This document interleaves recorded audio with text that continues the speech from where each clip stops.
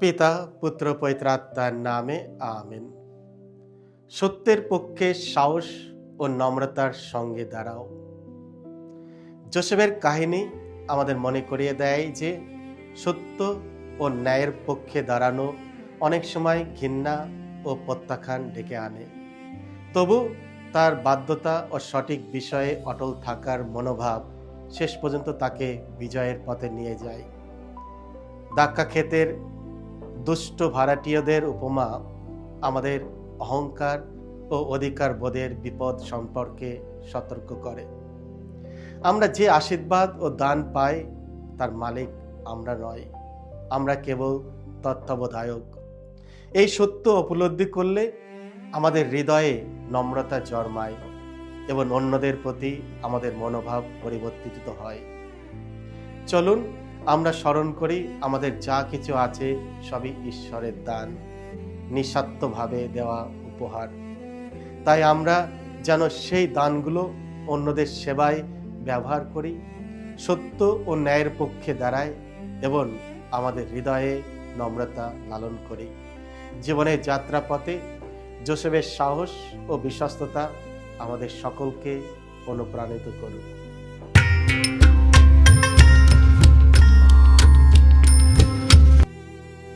খ্রিস্ট আমার পরম প্রিয়জনেরা, আজ মার্চ মাসের 6 তারিখ, তপস্যাকালের দ্বিতীয় সপ্তাহ, শুক্রবার। আর আজকে ডেলি মান্না ঈশ্বরের বাণী প্রতিদিন নেওয়া হয়েছে সাধু মতি রচিত মঙ্গল সমাচার থেকে 21 অধ্যায় 33 থেকে 43 এবং 45 থেকে 46 পদ। এসো আমরা ভক্তিভাবে আজকের এই বাণীটি শুনি। একদিন যিশু প্রধান যাজকদের ও জাতির প্রবীণদের এই কথা বলেছিলেন, শুনুন, আপনাদের আর একটি উপমা কাহিনী বলি। একটি লোক ছিল, সে ছিল জমিদার। সে তার জমিতে আঙুর গাছ বসালো আর জমিটার চারপাশে বেড়া দিয়ে দিল।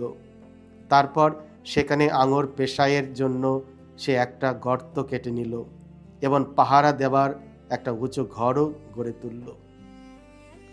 তারপর একদল ভাগো চাষির কাছে জমিটা ইজারা দিয়ে সে বিদেশ ভ্রমণে বেরিয়ে পড়ল। যখন আঙুর পাড়বার সময় এলো, তখন তার পাওনা অংশ নেবার জন্য সে ওই চাষিদের কাছে তার লোকদের পাঠিয়ে দিল। চাষিরা কিন্তু তার লোকদের ধরে কাউকে মারধর করলো, কাউকে হত্যা করলো, কাউকে আবার পাথর ছুঁড়েই মেরে ফেললো। সে তখন প্রথমবারের চেয়ে আরো বেশি লোকজন পাঠিয়ে দিল। এদের সঙ্গেও তারা সেই একই ব্যবহার করলো। শেষে তাদের কাছে সে নিজের ছেলেকেই পাঠিয়ে দিল। সে ভাবল, ওরা অত্যন্ত আমার ছেলেকে মানবে। চাষিরা কিন্তু তার ছেলেকে দেখে নিজেদের মধ্যে বলাবলি করতে লাগলো, ওই লোকটাই তো পরে জমির মালিক হবে। এসো আমরা বরং ওকে মেরে ফেলে ওর সম্পত্তিটা হাতিয়ে নিই। তারপর তারা তাকে ধরে আঙুর ক্ষেতের বাইরে ফেলে হত্যাই করল। এখন আমার প্রশ্ন, আঙুর ক্ষেতের মালিক যখন আসবে তখন ওই চাষিদের সে কি করবে?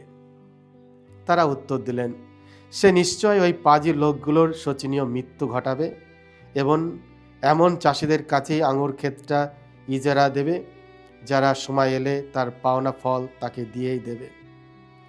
তখন যিশু বললেন, আপনারা কি কখনো শাস্ত্রে এই কথা পড়েনি যে গৃহ নির্মাতা যে প্রস্তরটি উপেক্ষা করেছিল সেই প্রস্তরই আজ হয়ে উঠেছে সংযোগ প্রস্তর।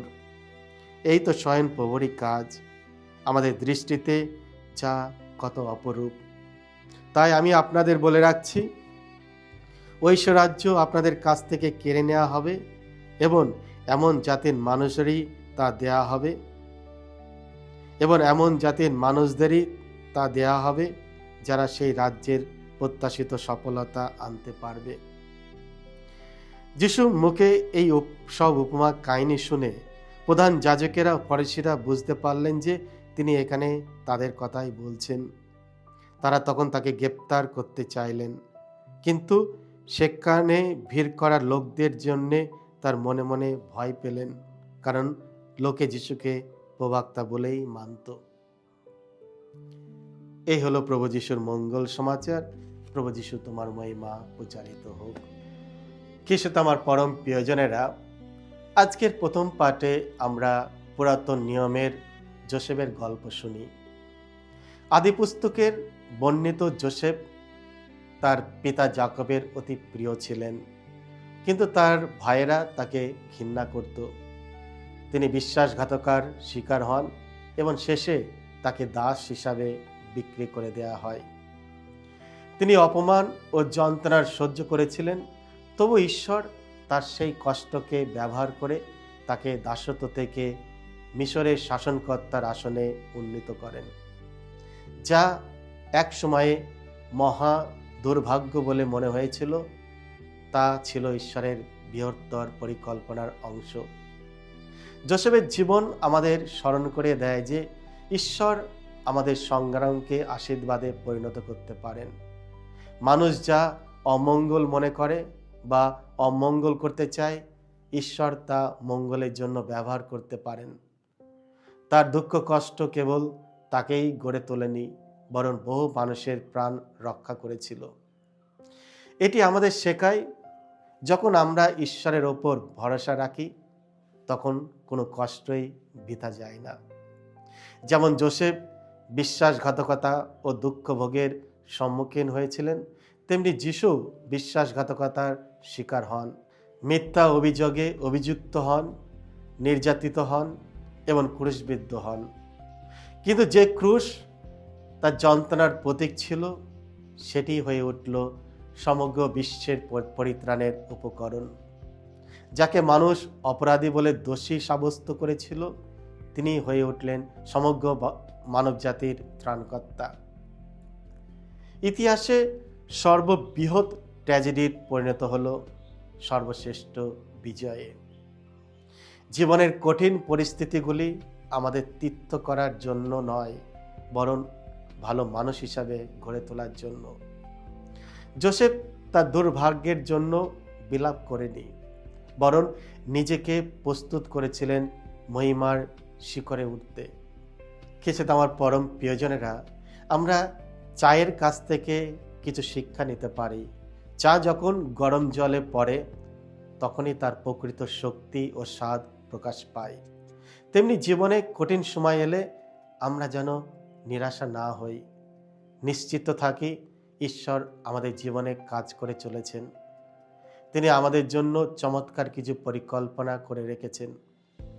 যখন আমরা প্রত্যাখ্যান, দুঃখ ও ব্যর্থতার সম্মুখীন হই, তখন যোসেফ ও যিশুর জীবন স্মরণ করি। খ্রিস্ট আমার পরম প্রিয়জনেরা, তাদের জীবন আমাদের শিক্ষা দেয় ঈশ্বরের হাতে কোনো কষ্টই বৃথা যায় না। তিনি সবচেয়ে খারাপ পরিস্থিতি থেকেও সর্বোত্তম ফল বের করে আনতে পারেন এবং আমাদের জীবনের মাধ্যমে তার মহিমা প্রকাশ করতে পারেন। অন্ধকারের মুহূর্তে আমরা ঝড়ের মেঘের আড়ালে থাকা রূপালী রেখাটি খুঁজে নেব, এই বিশ্বাসে যে আমাদের পরীক্ষার মাঝেও ঈশ্বরের এক ঐশ্বরিক উদ্দেশ্য আছে।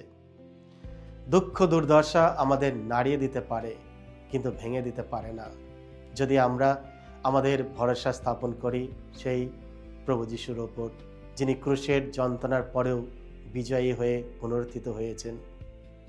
খ্রিস্ট আমার পরম প্রিয়জনেরা, আজকের পবিত্র মঙ্গল সমাচারে যে উপমাটি আমরা শুনলাম, তা যিশুর সময়কার ধর্মীয় নেতাদের বিরুদ্ধে এক দৃঢ় অভিযোগ হিসাবে উপস্থাপিত হয়েছে। জমির মালিক স্বয়ং ঈশ্বর, যিনি তার ডাকা ক্ষেত্রে বা ইসরায়েল জাতির মানুষদের কাছে কৃষকদের অর্থাৎ নেতাদের হাতে অর্পণ করেন। মালিক বারবার তার দাসদের পাঠান, কিন্তু তারা অপমানিত ও নিহত হয়। এটি সেই প্রবক্তাদের বোঝানো হয়েছে যাদের ঈশ্বর প্রেরণ করেছিলেন, কিন্তু তারা প্রায় জনগণের দ্বারা প্রত্যাখ্যান হয়েছিলেন। অবশেষে মালিক তার পুত্রকে প্রভু যীশু খ্রিস্টকে পাঠানোর সিদ্ধান্ত নেন, কিন্তু কৃষকরা ষড়যন্ত্র করে তাকে হত্যা করতে এবং তার উত্তরাধিকারী দখল করতে চায়। এই উপমা আমাদের শেখায় ঈশ্বরের কর্তৃত্ব অস্বীকার করা এবং তার রাজ্যের জন্য প্রত্যাশিত ফল না আনা কত ভয়াবহ পরিণতি ডেকে আনে। উপমার শেষ অংশে একটি কঠোর সতর্কবাণী উচ্চারিত হয়েছে। যারা ঈশ্বরের রাজ্যের ফল উৎপন্ন করতে ব্যর্থ হবে, তাদের কাছ থেকে সেই রাজ্য কেড়ে নেওয়া হবে এবং অন্যদের দেওয়া হবে। এটি একদিকে সতর্কবার্তা, অন্যদিকে একটি আমন্ত্রণ যারা ঈশ্বর বার্তা গ্রহণ করতে ইচ্ছুক তাদের সকলের জন্য। এটি আমাদের প্রত্যেককে আহ্বান জানায় যেন আমরা বিবেচনা করি ঈশ্বরের ডাকে আমরা কিভাবে সাড়া দিচ্ছি এবং তার রাজ্যের জন্য ফলশ্রুতভাবে জীবনের সাক্ষ্য দিচ্ছি কিনা। এসো আমরা আমাদের জীবন প্রভুর চরণে উৎসর্গ করি এই তপস্যাকালে। আমরা যেন যোসেফের মতো আমাদের দুঃখ কষ্ট যা কিছু রয়েছে সবই প্রভুর চরণে উৎসর্গ করি। বিশ্বাস রাখি যে ঈশ্বর আমাদের প্রত্যেকের জন্য একটা পরিকল্পনা রয়েছে। এসো আমরা সেই পরিকল্পনায় সাড়া দিতে চেষ্টা করি। সকলকে জয় যিশু। ঈশ্বর আপনাদের সকলকে আশীর্বাদ করুন।